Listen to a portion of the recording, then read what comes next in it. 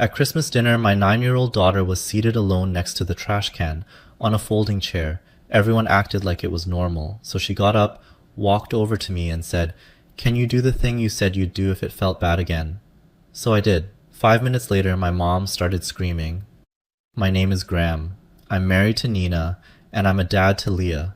I legally adopted her when she was 3, but I've been in her life since she was 2. She's mine. Always has been. We don't use the word step in our house, not because we're pretending, because we're not. She calls me dad, and every time I hear it, I still feel it land in my chest like a little miracle. From the start, I promised her she'd never have to fight for her place in this family, that no one would ever make her feel like a guest in her own life. I couldn't keep that promise. Christmas at my parents' house is always a bit much. Think polished silverware themed centerpieces, coordinated outfits for the grandkids. My mom likes to say she curates joy. What she really means is that everyone plays a part, and if you don't know your lines, you're the problem. We showed up right on time, Nina, Leah, and me. Leah wore a red velvet dress with gold buttons. She was proud of it. She had even practiced walking in her new patent leather shoes because she didn't want to slip. She walked in carrying a small box she'd wrapped herself. It was for my mom. Glitter paper, a crooked ribbon, and one of those gift tags that just says, "To Grandma, from Leah," in careful handwriting. The kids' table was already set up, fancy plates, snowman cups, mini crackers with gold foil wrapping. Each place had a hand-lettered name card, except one. At the far end, near the swinging kitchen door, there was a folding chair. No card, no cracker, no plate, just a napkin and a fork. It was pushed in next to the trash can, as if someone realized last minute they were one seat short and didn't want to mess up the look. Leah stopped walking, just stood there, holding her little gift box in both hands, staring at the chair. No one said anything. My mom called across the room, "Oh good, you made it. We were just about to start." Nina's hand slid into mine. Her grip was tight. Leah sat down, quietly, smoothed her dress, and tucked the gift under her chair.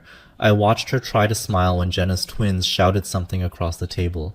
She didn't answer, just looked at her plate like maybe that would keep her from crying. I didn't say anything right away. I just watched.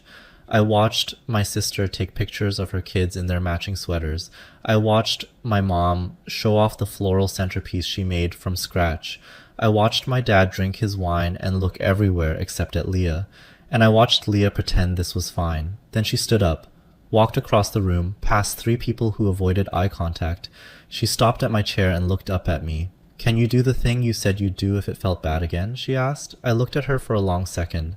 "Are you sure?" She nodded. "Yeah, I'm sure." I stood up, tapped my glass. The room went still. My mom looked over like I was about to give a sweet little speech. Something warm, something about togetherness. I said, "To the last family event we'll ever attend." And I raised my glass. No one moved. My mom froze, mid-smile. My sister's mouth dropped open like she was waiting for a punchline. My dad blinked twice and stared at his plate. I walked over to my parents' end of the table, placed a sealed envelope between their plates, and said, "Merry Christmas." Then I turned, took Leah's hand, and left. No one followed. No one stopped us. We were almost to the car when I heard it. A scream, my mom's. Loud enough to make someone across the street flick their blinds, but I didn't turn around, because Leah didn't. Leah didn't ask what was in the envelope. Not that night. Not the next morning either. She didn't need to. She knew what it meant to hand over a sealed truth and walk away. The morning after Christmas, we made pancakes. Leah asked if she could stir the batter. She added too many chocolate chips, then called it deliberate overkill. Nina laughed, and I felt something loosen in my chest. That's how it was with Leah. She didn't sulk. She didn't explode. She just made it quietly obvious when something hurt. It would have been easier, honestly, if she had thrown a fit, but instead she carried things like she expected to, and that broke me more than anything. You should know, Leah wasn't some distant relative my family had to suddenly adjust to. I'd been with Nina since Leah was 2. I met her when she was still calling every adult Mama by accident. The first time she reached for my hand in a parking lot, I just about forgot how to breathe. By the time she was 3, I was the one reading bedtime stories and cutting up apples the way she liked. I was the one she looked for when she had a bad dream, We got married when Leah was 4. She held our rings in her tiny palm and told me my shoelaces didn't match. She was right. When I legally adopted her, she asked me if that meant we could finally have matching last names. I said yes. She said, "Okay, then it's real now." But to my family, it never was. Not really. They didn't say it out loud. They never had to. It was in the way my mom introduced her as Nina's daughter at family events, the way my sister called her your kid, like she was correcting someone. It was in the group photos where someone always forgot to call her forward until the last second. The holiday cards that said to all the grandkids but only had 4 names inside. Leah wasn't one of them. They didn't hate her. That would have been easier to name. They just left her out over and over, softly, subtly, like she didn't quite count. And every year, I told myself they'd come around, that people needed time, that this kind of family took adjusting to. But Leah noticed. She noticed when my mom bought coordinated Christmas pajamas for the other kids, but handed her a plain red set with a broken tag. She noticed when her birthday was combined with her cousins because it's easier that way, and her name was written on the cake in smaller letters, squeezed into the corner like a postscript. She noticed when she made a Mother's Day card for my mom and never got a thank you, just a distracted smile and a comment about how glitter gets everywhere. I tried to explain it away. "They're just forgetful," I said. "They're not doing it on purpose." But kids aren't stupid. They know when they're being managed instead of embraced. And then one night, maybe a year ago, Leah asked me a question that I still think about when I can't sleep. We were packing for a weekend trip, just the 3 of us, and she held up a too small sweater that had been a hand-me-down from my sister's daughter. The tag was still on. I remembered my mom had given it to her for Christmas. Leah held it up, turned it over, then said, "They don't really know me, do they?" I said, "What do you mean?" She shrugged. "They don't know what I like, or my size, or my favorite color. I think they just guess." I didn't have an answer. I just sat on the edge of the bed while she folded the sweater back up. Then she looked at me and said, "Is it like I'm not really your kid to them?" I don't think I've ever felt more like a failure as a father than I did in that moment. That night, I promised her something. I told her that if she ever felt unwelcome again, truly unwelcome, she could tell me and I'd handle it, that she didn't have to shrink to fit someone else's version of family, that she wouldn't have to ask twice. She just had to say the word, and this Christmas she did, which brings me back to the envelope. Inside there was a photo, one from the day her adoption was finalized. She was wearing a blue sundress and holding a stuffed turtle. Nina took the picture while Leah sat on my lap outside the courthouse. We both had chocolate smudges on our mouths from the donuts she insisted on getting afterward. On the back of the photo, I'd written, "This is the day we became a family. You just never treated her like it." Beneath the photo, there was a letter, typed. No yelling, no insults, just truth.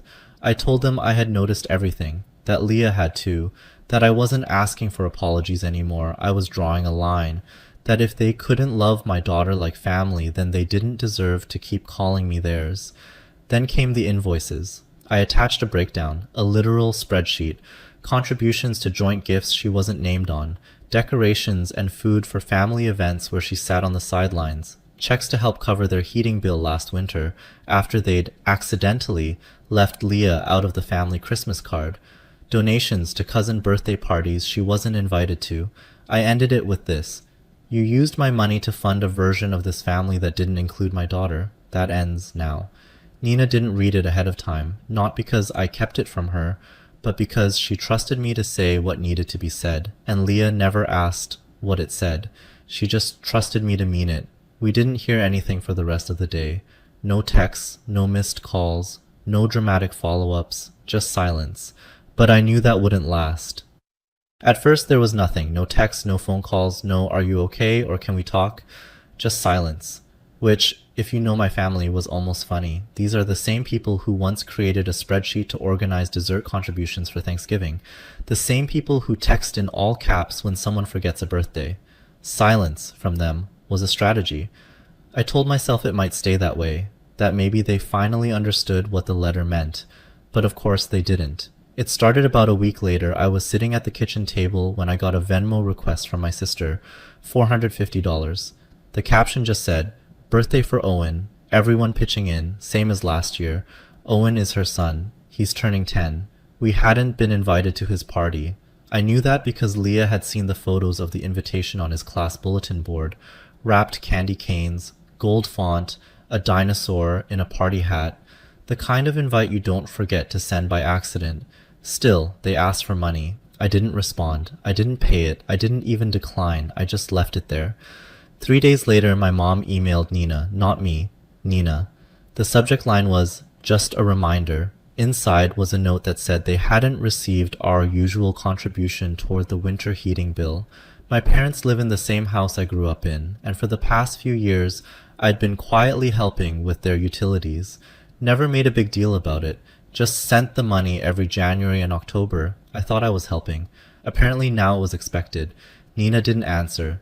She just forwarded it to me and said, "I guess your mom's finally talking to us." I didn't reply to that either. Then came the texts. First from my sister. "Hey, just wondering if you guys are still coming to Dad's birthday? Want to get a head count for the cake?"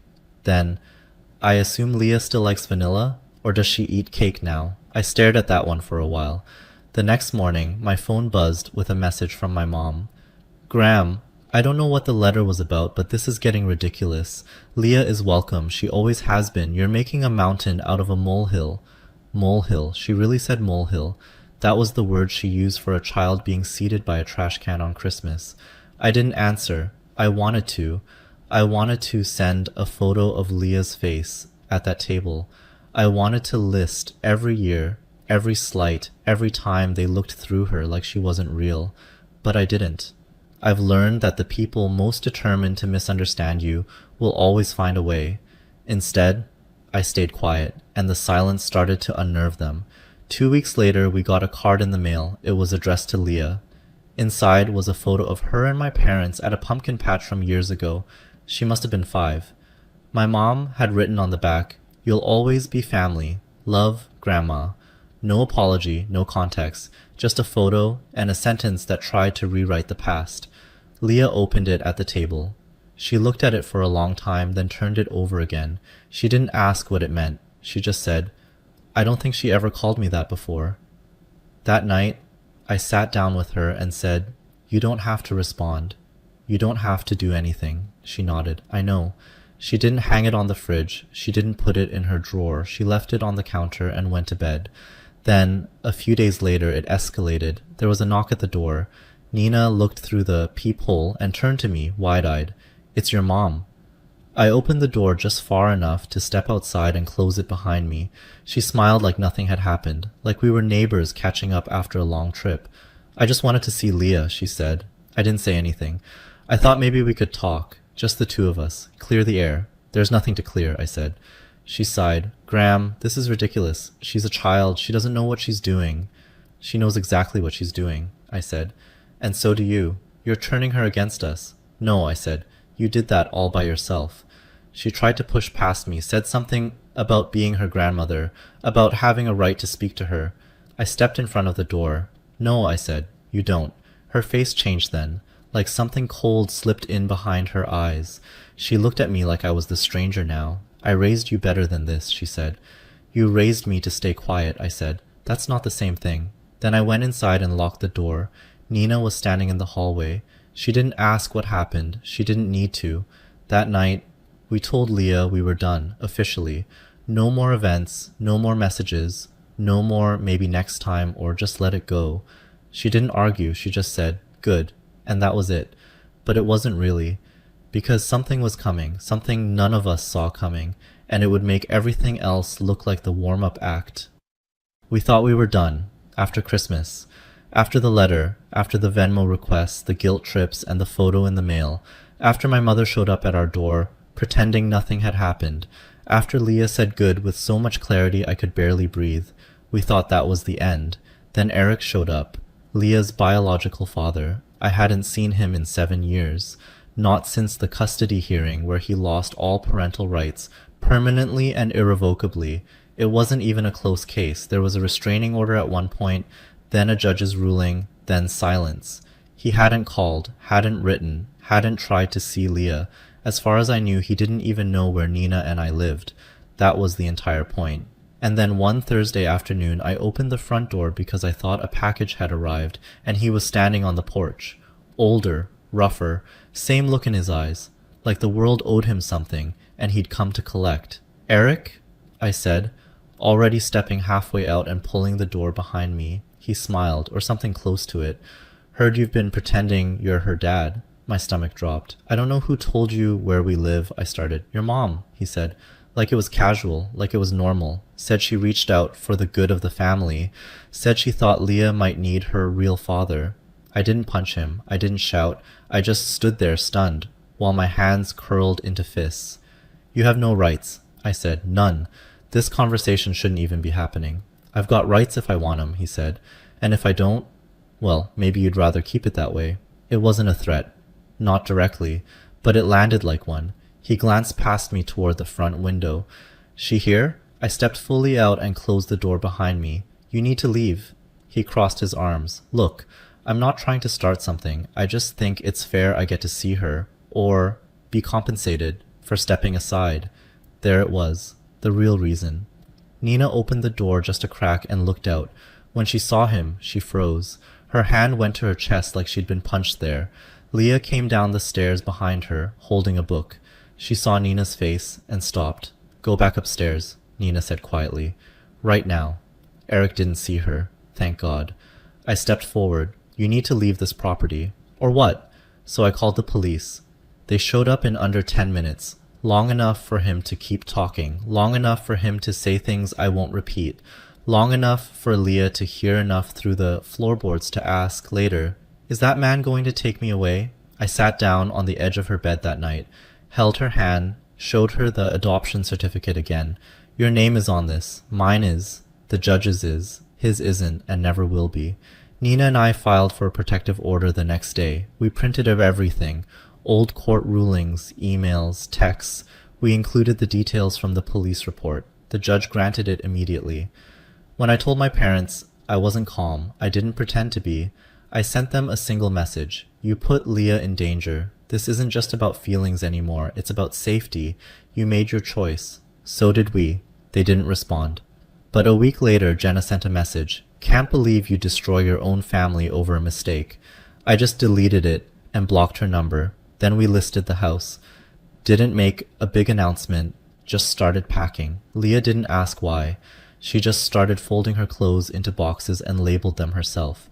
She wrote, books I love on one, jackets I hate on another. We moved 2 months later, new city, new school, no forwarding address, no family photos packed, no holiday dishes, no guilt. We told Leah we'd make new traditions. She asked if we could make ones where everyone gets a name card. I said yes, and that was the last time we talked about any of it. Not because we forgot, because we didn't need to explain it anymore. Fast forward 1 year, Leah had to write a school essay about someone who changed your life. She wrote about me. She didn't show it to me right away, just left it on the kitchen table with a sticky note that said, you'll probably cry. She was right. She wrote, he's not my real dad because of paperwork. He's my real dad because he saw me when other people didn't. And he stayed. That's all I ever wanted her to know, that she was never invisible in this house, and never will be. Still, do you think I did the right thing? Let me know in the comments, and if you want more stories like this one, subscribe and turn on notifications.